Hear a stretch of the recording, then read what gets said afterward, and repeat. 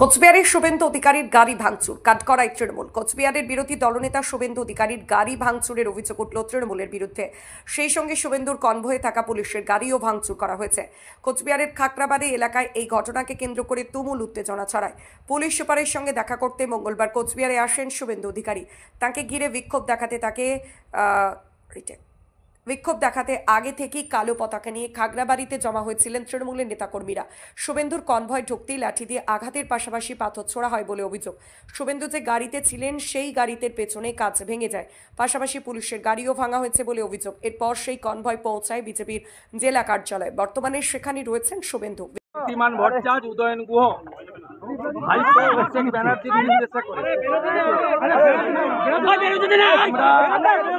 আমরা এর কাছে রিসিভ করেছি বরুণ বর্মন, নিখিল রঞ্জন দে এবং সুশীল বর্মনের উপর যে হামলা তার সিডিও জমা দিয়েছি আর রিসিভ করিয়েছি। আমরা বসিনি ওর কাছে, ওকে বলেছি কোর্টে দেখা হবে, কারণ আজকে এখানে এসেছি জলপাইগুড়ি সার্কিট বেঞ্চের অনারেবল জাস্টিস সম্মানীয় সৌগত ভট্টাচার্য মহোদয়ের অর্ডারে আমরা তার কাছেই যাব।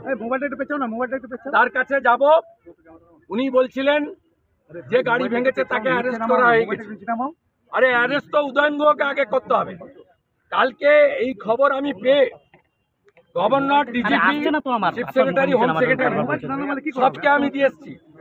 2021 সালে অনারেবল জাস্টিস রাজশেখর মান্থার দুটো অর্ডার আছে, কমিউনিকেট করেছে আমার লয়ার।